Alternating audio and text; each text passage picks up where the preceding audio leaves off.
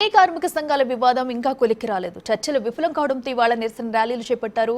ప్రస్తుతం film federation president Anil మాట్లాడుతున్నారు. ఇప్పుడు లైవ్ చూద్దాం. ఆ పర్టిక్యులర్ సంఘం నుంచి సో అది సోషల్ మీడియాలో కూడా దానికి ప్రతిగా చిరంజీవి ఆఖరికి లేదు, నేను ఎవరితోనూ మాట్లాడలేదు అని ఆయన ప్రకటించుకోవాల్సి వచ్చింది. ఇలాంటివి ఎందుకు జరుగుతున్నాయి? ఒకటే అండి, రావట్లేదు ఆయన. నిన్న మేము కూడా సడన్గా రాత్రి ప్రెస్ మీట్లో మీరు అడిగినప్పుడే మేము అది విన్నాము. అది ఒక మా కార్మిక నాయకుడు, ఆర్టిస్ట్ యూనియన్ నుంచి ఒక నాయకుడు ఆయన ఏదో చెప్పబోయి ఏదో మాట్లాడినట్టుగా దాన్ని పరిగణలో తీసుకోవడం జరిగింది తప్ప ఎవరు కూడా మిగతా ఏ సభ్యులు మాట్లాడినా అది ఫైనల్ కాదండి. ఏది మాట్లాడినా మేము ప్రెసిడెంట్, సెక్రటరీ, ట్రెజరర్ ఫెడరేషన్ నుంచి అఫీషియల్గా మాట్లాడింది ఫైనల్. అది వారు వ్యక్తిగతంగా వారు ఎందుకు మాట్లాడారని చెప్పి మేము వారు కూడా వివరణ అడగడం జరిగింది. వారు కూడా చెప్పారు, నేనేదో ఆవేశంగా ఒకటి చెప్పి వేరే చెప్పాను తప్ప నేను దానికి లేదు, నాకు ఆ ఉద్దేశం కాదని వారు చెప్పడం జరిగింది. కాబట్టి అటువంటిదైతే ఏం జరగలేదండి ఇప్పుడు దాకా. ఎవరు కూడా మాట్లాడరు.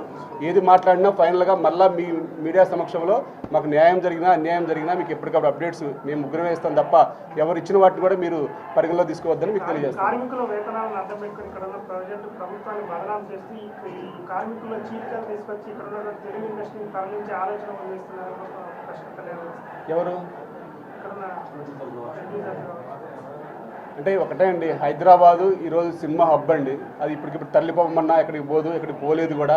మనం చెన్నై నుంచి హైదరాబాద్ రావడానికి సుమారు 30 years పట్టింది. ఇక్కడి నుంచి ఇండస్ట్రీ పోవడం అంటే అది మాటలు కాదు.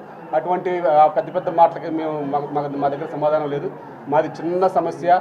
మాకు ఏ రోజు కష్టం ఆ రోజు. ఈరోజు తెలంగాణ ప్రభుత్వం మన సినిమా ఇండస్ట్రీకి ఎంతగానో చేస్తుంది. ఒక టికెట్ల విషయంలో కానీ ఏ కావాలన్నా మన సినిమా రంగానికి అన్ని విధాలుగా మన రేవంత్ రెడ్డి గారి ప్రభుత్వం అండగా ఉంటుంది. అలాగే కార్మికుల పక్షాన్ని కూడా ఉంటుందని మేము భావిస్తున్నాం. కంపల్సరీ కార్మికులు బాగుండాలి, అటు నిర్మాత బాగుంటేనే మన ఫిల్మ్ ఇండస్ట్రీ బాగుంటుంది. కాబట్టి కంపల్సరీగా మాకు న్యాయం జరుగుతుందని ఆశిస్తున్నాం. ఎవరితో ముఖాముఖి చర్చలు అండి? ఎవరితో? ఛాంబర్ ఉందండి. ఛాంబర్ ఎన్నిసార్లు చెప్తున్నామండి ఛాంబర్ని? ఒక్క నిమిషం అండి. యాక్చువల్ నిర్మాతలతో డైరెక్ట్గా ఎప్పుడు మాట్లాడరండి. నిర్మాతలు ఛాంబర్ వారు మాట్లాడతారు, ఛాంబర్ మాతో డైరెక్ట్గా మాట్లాడుతుంది తప్ప ఎప్పుడు నిర్మాతలతో ఏదైనా వారికి మాకు సమస్యల్లో ఏదైనా అర్థం కాకపోతే కనుక వాళ్ళకి ఏదైనా కంపెనీకి కనుక మాకు ఈ సమస్య ఉంది పలానా యూనియన్ గురించి అంటే అప్పుడు నిర్మాతలు మాత్రమే వస్తారు. కానీ అక్కడ కూడా ఛాంబర్లో వాళ్ళు కూర్చున్నా కానీ డైరెక్ట్గా ఛాంబర్ వాళ్ళే మాట్లాడతారు తప్ప మిగతా ఎవరు కూడా అక్కడ మాట్లాడరండి. ఛాంబర్ ద్వారానే ఏదైనా జరుగుతుంది అంటున్నారు. నిర్మాతలు కూడా డైరెక్ట్ ఇంటెన్షన్ మీకు లేదు. కానీ ఛాంబర్ మాత్రం ప్రొడ్యూసర్స్ వైపు నిలబడుతుంది కదా, ఈ పక్షాన్ని అయితే నిలబడుతున్నట్టు వాళ్ళ మాటలో ఎక్కడా కనిపించలేదు. దీనికి ఏమంటారు? అది దానికి కొంచెం టైం ఉంటుందండి. ఇప్పుడు ఎందుకంటే మనకి ఏదున్నా సరే చిన్న సమస్య వచ్చినా ఛాంబరే మాకు పెద్ద దిగ్గా ఉంటుందని మేము ఇప్పుడు కూడా భావిస్తున్నాం, ఈ క్షణం కూడా భావిస్తున్నాం. అలా కాదు అని వారు కనుక మా వల్ల కాదని కనుక చెప్తే మేము చెప్పాం కదండి, వారి వల్ల కాదు అని చెప్పినప్పుడు మాత్రమే మేము ప్రభుత్వాన్ని ఆశ్రయిస్తాం. కంపల్సరీగా మేము ఈరోజు రేపటి వరకు కూడా మేము ఛాంబర్ ద్వారా పిలుపుస్తామని ఆశిస్తున్నాం. లేకపోతే రేపు మధ్యాహ్నం తర్వాత మేము గవర్నమెంట్ని కూడా ఆశ్రయిస్తామండి. ఫిలిం విధి విధానాలు ప్లస్ కార్మిక విధి విధానాలు చాలా డిఫరెంట్గా ఉంటాయి.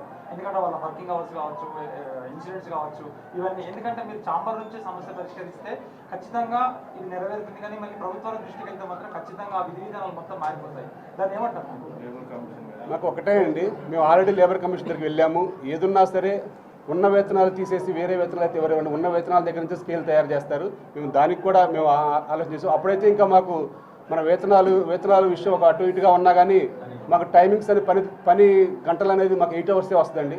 8 hours దాటితే మళ్ళీ ప్రతి గంటకు కూడా అక్కడ వేతనాలు పెరుగుతూ ఉంటాయి. దాని ప్రకారం వెళ్తే వాళ్ళకే లాస్ ఉంటుంది. అట్లా అది వాళ్ళకు కూడా తెలుసు. సరే, అది లేబర్ యాక్ట్లోకి వెళ్తే మన సినిమా రంగం అనేది సపరేటు. ఎందుకంటే ఉదయం 6 గంటల నుంచి 6 గంటల కంపల్సరీ ఉండాలి. 6ంటికి రావాలంటే 4ంటికి లేవాలి. మరి ఆ లేబర్ యాక్ట్ ప్రకారం అయితే మనం ఛాంబర్ దగ్గరకు రావాలి 6ంటికి. అప్పుడు 6 గంటలకు వాళ్ళు తీసుకెళ్ళాలి, మళ్ళీ మధ్యాహ్నం 2 గంటలకు వదిలిపెట్టాలి. అది ఇంకా చాలా డిస్టర్బెన్స్గా ఉంటుంది. కాదు సరే, ఆ టైం పోల్చినప్పుడు అంటారు. కానీ మన సినిమాకి మీరు చెప్పినట్టుగా ఆ టైమింగ్స్, ఆ యాక్ట్లు, ఆ చట్టాలు మనకు వర్తించవు. మనకు ఆ విధంగా పని చేసుకోలేము. ఎందుకంటే మనకి వర్షాకాలం ఉంటే వర్షాల సీన్లు చేస్తారు, ఇండోర్ సీన్లు చేస్తారు.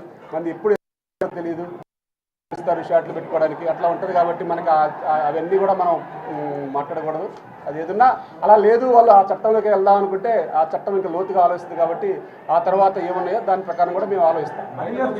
ఉప ఎన్నిక ఉందనే ఇదంతా చేస్తున్నారు అనిల్ గారు మొత్తం ఫెడరేషన్ పట్టుకొని.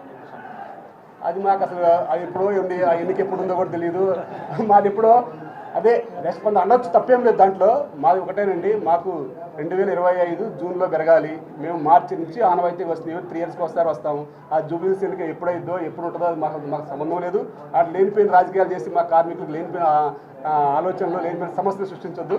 దయచేసి మా కార్మికులు ఒకటే వినాదం, చేసిన పనికి డబ్బులు ఇవ్వమని. అలా అనుకుంటే అసలు నాది జూబిలీస్ కూడా కాదు, మాది రాజేంద్ర కాన్స్టిట్యున్సీ, మాకు సంబంధం కూడా లేదు ఇక్కడ. అందుకని మాకు ఎటువంటి సంబంధాలు లేవు.